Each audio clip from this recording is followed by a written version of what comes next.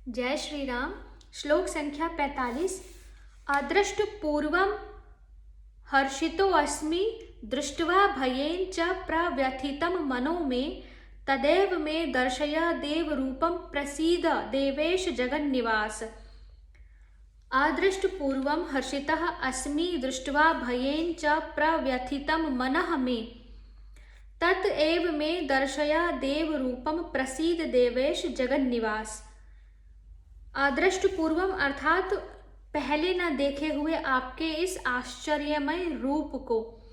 इस श्लोक का भाव है कि मैं पहले न देखे हुए आपके इस आश्चर्यमय रूप को देखकर हर्षित हो रहा हूँ और मेरा मन भय से अति व्याकुल भी हो रहा है।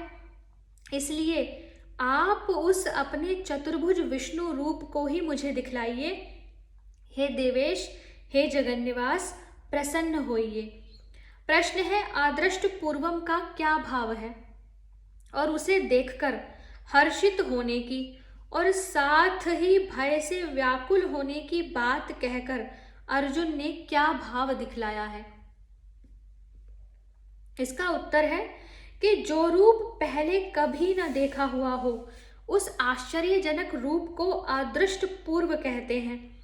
एतएव यहाँ अर्जुन के कथन का भाव यह है कि आपके इस अलौकिक रूप में जब मैं आपके गुण, प्रभाव और ऐश्वर्य की ओर देखकर विचार करता हूँ तब तो मुझे बड़ा भारी हर्ष होता है कि अहो, मैं बड़ा ही भाग्यशाली हूँ, सौभाग्यशाली हूँ जो साक्षात परमेश्वर की मुझ तुच्छ पर इतनी अनंत दया और ऐसा अनोखा प्रेम है कि जिससे वे कृपा करके मुझको अपना यह अलौकिक रूप दिखला रहे हैं। परंतु इसी के साथ जब आपकी भयावनी विकराल मूर्ति की ओर मेरी दृष्टि जाती है तब मेरा मन भय से कांपने लगता है और मैं अत्यंत व्याकुल हो जाता हूँ। अर्जुन का यह कथन सहेतुक है। अभिप्राय यह है कि इसलिए मैं आपसे विनीत प्रार्थना करता हूँ कि आप अपने इस रूप को शीघ्र संवरण कर लीजिए। दूसरा प्रश्न है, एव पद के साथ तत्पद का प्रयोग करके देवरूप दिखलाने के लिए प्रार्थना करने का क्या अभिप्राय है। उत्तर है कि तत्पद परोक्षवाची है, साथ ही यह उस वस्तु का भी वाचक है जो पहले देखी हुई हो किंतु अब प्रत्यक्ष न हो, तथा एव पद उससे भिन्न रूप का निराकरण करता है। एव का शाब्दिक अर्थ है ही। एतएव अर्जुन के कथन का अभिप्राय यह होता है कि आपका जो वैकुंठ धाम में निवास करने वाला देवरूप अर्थात विष्णु रूप है, मुझको उसी चतुर्भुज रूप के दर्शन करवाइए। केवल तत् का प्रयोग होने से तो यह बात भी मानी जा सकती थी कि भगवान का जो मनुष्य अवतार का रूप है उसी को दिखलाने के लिए अर्जुन प्रार्थना कर रहे हैं, किंतु रूप के साथ देव पद रहने से वह स्पष्ट ही मानुष रूप से भिन्न देव संबंधी रूप का वाचक हो जाता है। प्रश्न है कि देवेश और जगन्निवास संबोधन का क्या भाव है। इसका उत्तर है कि जो देवताओं के भी स्वामी हो उन्हें देवेश कहते हैं, देवताओं के ईश, तथा जो जगत के आधार और सर्वव्यापी हो उन्हें जगन्निवास कहते हैं। इन दोनों संबोधनों का प्रयोग करके अर्जुन ने यह भाव दिखलाया है कि आप समस्त देवों के स्वामी, साक्षात सर्वाधार सर्वव्यापी परमेश्वर हैं, अतः आप ही उस अपने देव रूप को प्रकट कर सकते हैं। प्रश्न है कि प्रसीद पद का क्या भाव है। प्रसीद पद से अर्जुन भगवान को प्रसन्न होने के लिए कहते हैं। अभिप्राय यह है कि आप शीघ्र ही इस विकराल रूप को समेटकर मुझे अपना चतुर्भुज स्वरूप दिखलाने की कृपा कीजिए। श्लोक संख्या 46। किरीटिनं गदिनं चक्रहस्तमिच्छामि त्वां द्रष्टुमहं तथैव तेनैव रूपेण चतुर्भुजेन सहस्रबाहो भव विश्वमूर्ते। किरीटिनं गदिनं चक्रहस्तमिच्छामि त्वां द्रष्टुमहं तथैव तैनैव रूपेण चतुर्भुजेन सहस्रबाहो भव विश्वमूर्ते। अर्थात मैं वैसे ही आपको मुकुट धारण किए हुए तथा गदा और चक्र हाथ में लिए हुए देखना चाहता हूं। इसलिए हे विश्व स्वरूप, हे सहस्त्रबाहो, आप उसी चतुर्भुज रूप से प्रकट होइए। प्रश्न है कि तथा के साथ एव के प्रयोग का क्या अभिप्राय है। तथा का शाब्दिक अर्थ है वैसे, एव का है ही, वैसे ही।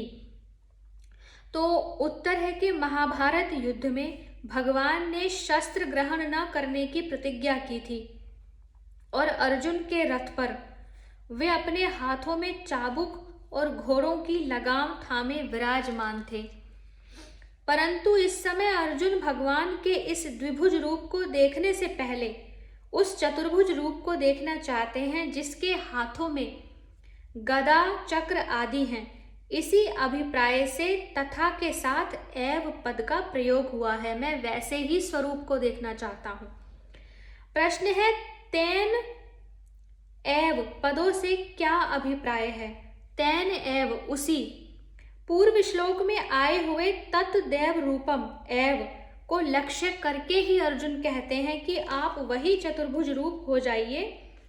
यहाँ एव पद से यह भी ध्वनित होता है कि अर्जुन प्रायः सदा भगवान के द्विभुज रूप का ही दर्शन करते थे, परंतु यहाँ चतुर्भुज रूप को देखना ही चाहते हैं। प्रश्न है कि चतुर्भुज रूप श्री कृष्ण के लिए कहा गया या देवरूप कहने से श्री विष्णु के लिए। तो इसका उत्तर है कि श्री विष्णु के लिए कहा गया है। इसमें निम्नलिखित कई हेतु हैं।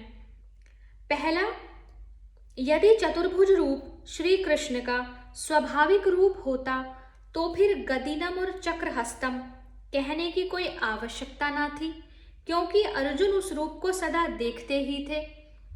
वरन चतुर्भुज कहना भी निष्प्रयोजन था। अर्जुन का इतना ही कहना पर्याप्त होता कि मैं अभी कुछ देर पहले जो रूप देख रहा था वही दिखलाइए। कृष्ण तो अवतार है ना विष्णु का। दूसरा कारण है कि पिछले श्लोक में देव रूपम पद आया है, जो आगे 51वें श्लोक में आए हुए मानुष रूपम से सर्वथा विलक्षण अर्थ रखता है। इससे भी सिद्ध है कि देव रूप से श्री विष्णु का ही कथन किया गया है। तीसरा कारण है, आगे 50वें श्लोक में आए हुए स्वकम रूपम के साथ भूयः और सौम्य वपुः के साथ पुनः पद आने से भी यहाँ पहले चतुर्भुज और फिर द्विभुज मानुष रूप दिखलाया जाना सिद्ध होता है। चौथा कारण है कि आगे 52वें श्लोक में सुदुर्दर्शम पद से यह दिखलाया गया है कि यह रूप अत्यंत दुर्लभ है, और फिर कहा गया है कि देवता भी इस रूप को देखने की नित्य आकांक्षा करते हैं। यदि श्री कृष्ण का चतुर्भुज रूप स्वाभाविक था तब तो वह रूप मनुष्यों को भी दिखता था, फिर देवता उसकी सदा आकांक्षा क्यों करने लगे। यदि यह कहा जाए कि विश्व रूप के लिए ऐसा कहा गया तो ऐसे घोर विश्व रूप की देवताओं को कल्पना भी क्यों होने लगी, जिसकी दाढ़ों में भीष्म द्रोण आदि चूर्ण हो रहे हों। अतएव यही प्रतीत होता है कि देवतागण वैकुंठवासी श्री विष्णु रूप के दर्शन की ही आकांक्षा करते हैं। पांचवा कारण है कि विराट स्वरूप की महिमा 48वें श्लोक में नवेद यज्ञाध्ययने इत्यादि के द्वारा गाई गई। फिर 53वें श्लोक में नाहम वैदर्न तपसा आदि में पुनः वैसी ही बात है। यदि दोनों जगह एक ही विराट रूप की महिमा है तो इसमें पुनरुक्ति दोष आता है। इससे भी सिद्ध होता है कि मानुष रूप दिखलाने के पहले भगवान ने अर्जुन को चतुर्भुज देव रूप दिखलाया। छठा कारण क्या है, इसी अध्याय के 24वें और 30वें श्लोक में अर्जुन ने विष्णु पद से भगवान को संबोधित किया, तो उससे भी उनके विष्णु रूप देखने की आकांक्षा प्रतीत होती है। इन हेतुओं से यही सिद्ध होता है कि यहाँ अर्जुन भगवान श्री कृष्ण से चतुर्भुज विष्णु रूप दिखलाने के लिए ही प्रार्थना कर रहे हैं। प्रश्न है कि सहस्त्रबाहो और विश्वमूर्ते संबोधन देकर चतुर्भुज होने के लिए कहने का क्या अभिप्राय है। उत्तर है कि अर्जुन को भगवान जो हजारों हाथों वाले विराट रूप के दर्शन दे रहे हैं, उस रूप को समेटकर चतुर्भुज रूप होने के लिए अर्जुन इन नामों से संबोधन करके भगवान से प्रार्थना कर रहे हैं। अर्जुन की प्रार्थना पर अब अगले 2 श्लोकों में भगवान अपने विश्व रूप की महिमा और दुर्लभता का वर्णन करते हुए 49वें श्लोक में अर्जुन को आश्वासन देकर चतुर्भुज रूप देखने के लिए कहते हैं। श्लोक संख्या 47 से आगे की वीडियो में पढ़ेंगे। हरे कृष्णा।